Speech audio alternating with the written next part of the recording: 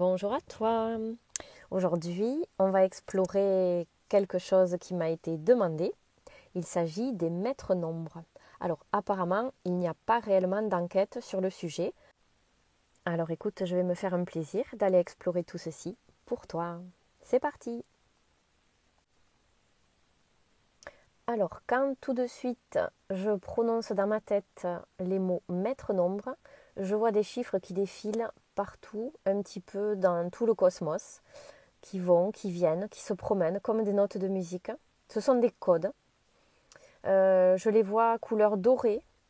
Ils virevoltent et c'est vertigineux. C'est-à-dire qu'il y en a partout, dans chaque recoin du cosmos. Alors, qu'est-ce qu'on va faire de ça, vas-tu me dire? Eh bien, on y va justement. On va aller voir de plus près.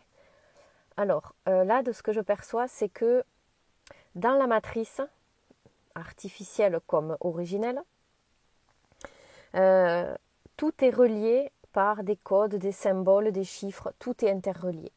Tout a une interaction avec tout. Il n'y a rien qui est laissé au hasard, isolé. Alors, chaque code est en lien avec quelque chose qui existe depuis la nuit des temps, depuis l'origine, et ça impacte plus ou moins ce à quoi c'est rattaché. Prenons l'exemple d'une personne qui se relie à des maîtres nombres et qui croit en tout ce que l'on dit sur les maîtres nombres, par exemple. Après, on viendra un peu plus en détail à l'explication des maîtres nombres. Mais déjà, pour commencer, une personne qui va se relier à la symbolique de ces maîtres nombres, forcément, elle sera impactée plus que si elle n'y faisait pas attention, par exemple. Voilà, ça c'est déjà très net. Donc, encore une fois, on en revient au fait que plus on accorde de crédit à un concept et plus on est impacté par lui, plus on se fond dans ce concept. Ça, c'est une évidence. C'est la loi de l'attraction de toute façon.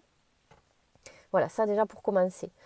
Tout est fait de codes finalement. À l'origine, ce sont euh, des codes un peu mathématiques, comme une forme d'algorithme de ce qu'est le cosmos originel. Je ne sais pas comment le détailler autrement. C'est difficile à décrire parce que c'est clairement subtil tout ce que j'ai là.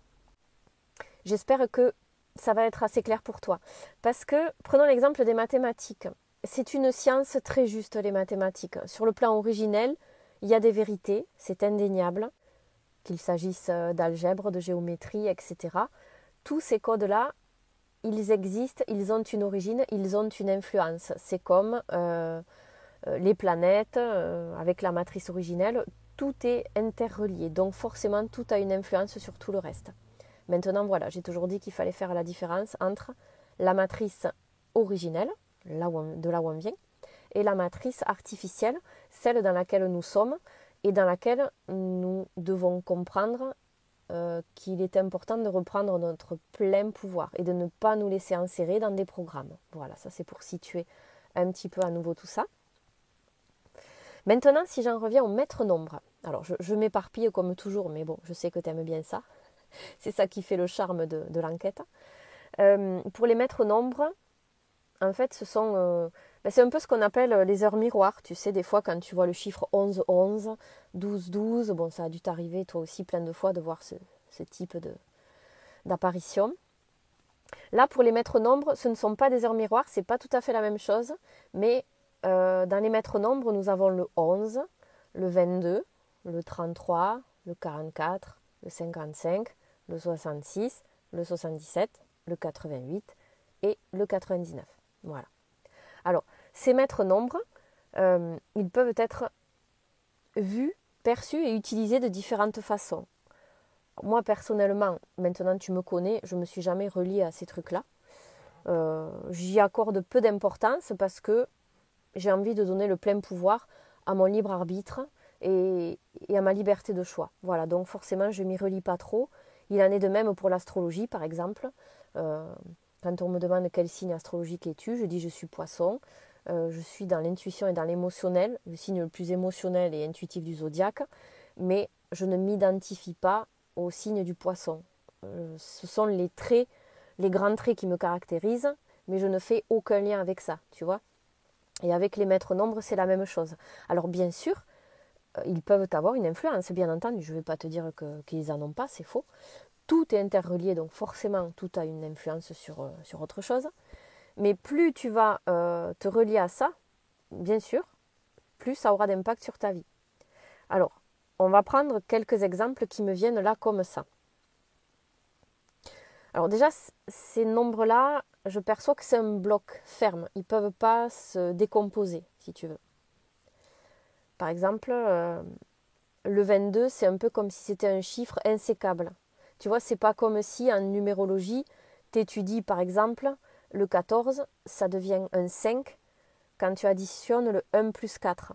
Et bien là, avec les maîtres nombres, il reste insécable. Et du coup, ces maîtres nombres-là, on leur a attribué des forces spécifiques, que ce soit en lien avec le domaine ésotérique, spirituel, etc. Bon, c'est très New Age aussi, hein, donc attention aux croyances que l'on a à ce sujet. Je pense que si on veut y accorder un petit peu d'importance, il faut être très prudent et ne pas s'identifier là non plus complètement aux maîtres nombres, malgré l'influence qu'ils ont. Ce qui est intéressant, c'est qu'avec notre pouvoir intérieur, on peut décider qu'ils aient un autre impact sur nous.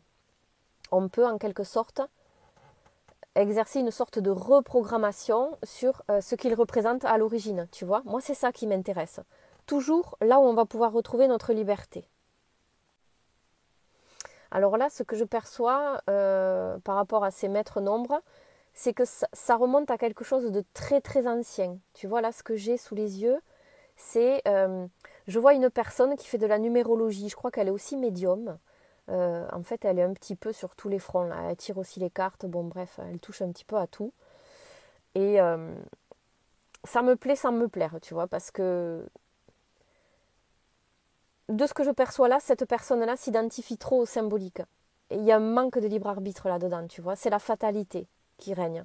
Et c'est ça qui ne me plaît pas. Parce qu'il n'y a pas de fatalité. On peut la transformer, cette fatalité, finalement. On a un pouvoir là-dessus. Notre pouvoir, notre puissance d'être illimité, on peut ajuster tout ça. Donc cette personne-là, de ce que je perçois, ouais, voilà, c'est ça. Elle est en train de renforcer ce qui existe finalement à l'origine par rapport à tout ça, ce qu'on a pu en dire. Elle en a fait quelque chose de très puissant et c'est comme si ça influençait entièrement sa vie. Donc si elle va tirer une carte, elle va s'identifier au résultat. Avec les nombres, elle va s'identifier au résultat qu'elle va avoir en additionnant, en numérologie. Et avec les maîtres nombres, elle va qualifier la personnalité d'une personne. Donc ça, c'est too much. Pour moi, c'est trop. Il faut garder une part de pouvoir là-dedans, hein, de pouvoir personnel. Alors, on va aller un peu plus en détail là-dessus. Voilà, déjà, ce qui ne me plaît pas là aussi, c'est que tu vois, je vois des identifications à des maîtres ascensionnés, à des égrégores ou à des choses comme ça, en fait. Voilà. Et ça peut te mettre dans un égrégore de croyances limitantes. Si tu t'identifies à l'égrégore où, par exemple, dedans, il y a le maître Saint-Germain, je ne sais pas, je te dis, mettons ce qui me vient, et bien là, tu vas perdre de plus en plus ton pouvoir. Tu vas t'identifier à cet égrégore qui est alimenté et nourri par des milliers de personnes qui vont projeter dedans leurs croyances, leurs limitations, leurs peurs, etc. Et toi, qu'est-ce que tu fais? Tu te relies à ça. Donc, quel impact ça peut avoir sur toi? Eh bien, un impact où tu vas être influencé par les énergies des milliers de personnes qui se sont reliées à cet égrégore. Voilà, tu comprends pourquoi je ne suis pas pour se relier à ces vérités toutes faites où tu remets ton pouvoir à un chiffre ou à un nombre. Voilà, ça va au-delà de ça, ça ne suffit pas. Alors tout ça, je te dis un petit peu en vrac tout ce qui me vient, hein, bien sûr, puisque j'ai beaucoup de choses qui m'arrivent en même temps. C'est pas structuré, mais c'est très bien, c'est juste, il faut que ça vienne comme ça. Donc dans les principaux maîtres nombres, je vois que les plus utilisés, c'est les premiers en fait. Les 11, 22, 33. Et les autres viennent ensuite. Ils sont moins explorés. Et là, ce que j'ai, le 11, je vois qu'il est identifié à pas mal de choses. Par exemple, le 11-11 sur le cadran, là, horaire, qui apparaît assez souvent. Celui-là, c'est un des clichés classiques. Après, je vois qu'on l'associe à des maîtres qui sont près de l'illumination. Tu sais, quand on te parle de passer le flambeau, l'illumination, on entre dans une nouvelle ère, etc. Bon, voilà. Ce chiffre 11, il est associé beaucoup à ça. Alors, quand par exemple, tu vas voir une personne, médium ou numérologue ou ce que tu veux, hein, qui va te dire que ton chiffre c'est le 11 et que tu es un maître illuminé, que tu es dans l'intuition, la spiritualité, l'inspiration, mettons, par exemple, bien cette personne, si elle s'identifie complètement à ce rôle qu'on lui attribue, eh bien, elle va être de moins en moins elle-même et elle va de plus en plus se définir en fonction de ce qu'on lui a dit là. Donc, c'est pour ça que là, pour moi, il faut m'expliquer où est le plein pouvoir là-dedans. Pour moi, c'est dangereux de s'identifier complètement à ça. Il faut en faire ressortir quelque chose, il faut le rediriger en fonction de qui nous sommes. Tu vois, c'est vraiment important ça. Pareil avec le 22, là, tu vois. Le 22, le 33, c'est relié à des concepts comme le 22, là, de ce que j'ai, c'est quelqu'un qui construit. C'est une personne qui construit, une entité qui construit, qui bâtit quelque chose. Ouais, c'est le maître bâtisseur, je crois. Je ne me suis pas trop intéressée au maître nombre, mais après, c'est ça qui me vient là. Le 33, là c'est l'enseignement supérieur, je vois la spiritualité entre guillemets, donc ça c'est pareil, il y a à apprendre et à laisser dans la spiritualité, c'est très New Age au départ. Là c'est l'enseignement plus élevé qui me vient, là ça doit être le maître enseignant, je pense, quelque chose comme ça. J'en ai entendu parler mais sans vraiment faire de recherche. Donc tu vois, dans tous les cas, ce que je voulais te dire, c'est que voilà, il ne faut pas s'identifier totalement à ça. Il faut le rediriger et ne pas oublier d'être soi-même, de reprendre son plein pouvoir. Donc on peut l'utiliser, mais toujours en le redirigeant et en le faisant sien, ce concept de maître nombre là. Sinon, ça peut être dangereux, on peut perdre son pouvoir. Moi, vraiment, je ne m'y intéresse pas plus que ça. Tu me connais hein, à présent. Alors, par exemple, en numérologie, là, ce que j'ai aussi, je vois une... Là, j'ai le mot diseuse de bonne aventure qui me vient, tu vois, pour te dire quand même où on est arrivé. C'est que ça va loin. Donc là, en numérologie, cette personne, elle est en train d'additionner des chiffres de naissance, par exemple, tu vois. Et là, ce que j'ai, c'est qu'en additionnant ces chiffres, c'est vertigineux. Je vois des chiffres partout. En fait, elle va arriver à un nombre unique. Bon, c'est le concept de la numérologie. Et avec ça, elle va définir la personne. Maintenant, c'est à la personne de voir ce qu'elle va en faire. Alors après, de ce que j'ai avec les maîtres nombres, c'est que quand ça arrive sur un nombre 11, 22, 33, tout ce qu'on a vu jusqu'à 99, en fait, c'est insécable. Ces nombres-là, je les vois en bloc par deux, et c'est comme s'ils étaient intouchables.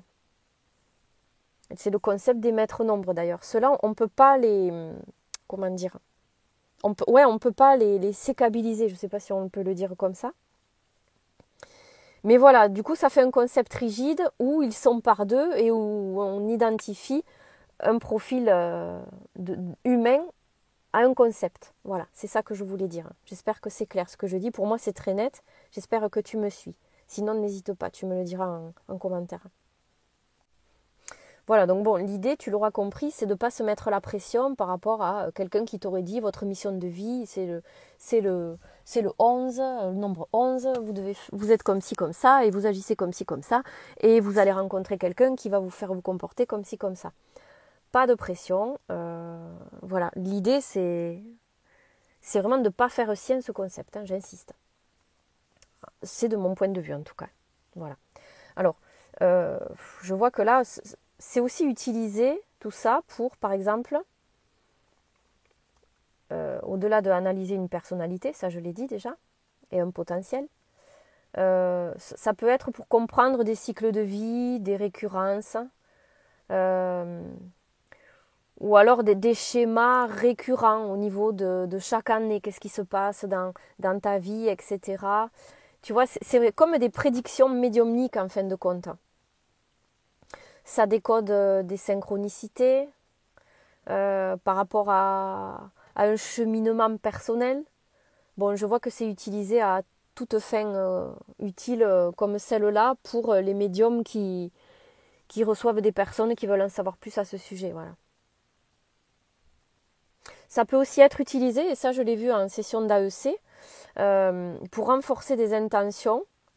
Par exemple, des mantras ou des chants ou des incantations, des répétitions, des choses comme ça. Voilà. Donc bon, au final, pour conclure, moi ce que je veux vraiment faire passer comme message, c'est que même si l'influence des nombres existe, des chiffres, et de tout ce qui existe dans le cosmos d'ailleurs, même si tout cela existe, eh bien, voilà, soyons raisonnables de mon point de vue, restons maîtres de notre vie, prenons ce qui nous parle, mais revisitons tout ça, revisitons cet ensemble. Ne nous identifions pas à des codes, à des concepts, à des égrégores, à des croyances. Parce que tu sais, finalement, c'est ça qui nous relie à la matrice artificielle. C'est de vraiment d'adhérer à ces concepts et de les faire siens. Et c'est là où tu perds ton plein pouvoir, justement. Donc, utilise-le si ça te parle déjà uniquement. Et ensuite, si ça ne te parle pas, laisse-le de côté. Tu sais, on s'en fout finalement du chiffre 11. Si vraiment ça ne résonne pas en toi, on s'en fout, c'est pas grave. Si ça te parle, prends ce qui vient, mais laisse le reste, ne te relie à rien. Ne te relie pas à un égrégore, à un maître ascensionné. Non, franchement, tu n'as pas besoin de ça, tu es déjà assez puissant. Quand tu découvres ta propre puissance intérieure, que ton intention est plus forte que tout le reste, c'est tout un travail, c'est tout un cheminement, je le sais, c'est pas facile. Mais tu as ce pouvoir en toi, cultive-le. Cultive-le et prends ce qui vient, mais vraiment, garde cette liberté. Ne te relie à rien. Ne conclus rien sur le plan subtil. Ne conclus aucun pacte, aucun lien. Ça ne te sert à rien, franchement. Tu n'en as pas besoin. Voilà pour mon point de vue. Écoute, j'espère que ça t'aura parlé. Parce que j'étais jamais allée explorer les maîtres nombres, mais voilà, c'est un sujet qui est intéressant quand on comprend ce qu'il y a derrière, ce qu'il est conseillé de faire et ce qu'il est conseillé d'éviter. Voilà. J'espère que ce sujet t'aura plu et je veux bien que tu me dises en commentaire si tu as apprécié et puis si tu connaissais les maîtres nombres, si tu as déjà eu recours à des personnes qui t'ont conseillé de les utiliser, de t'y relier. Tout ça, ça m'intéresse. Alors n'hésite pas à partager ton expérience. En tout cas, je te remercie pour ta confiance, ton écoute. Et je te dis à très bientôt pour une nouvelle capsule. Je te prépare plein de belles choses, tu vas voir. À bientôt. Je t'embrasse. Au revoir.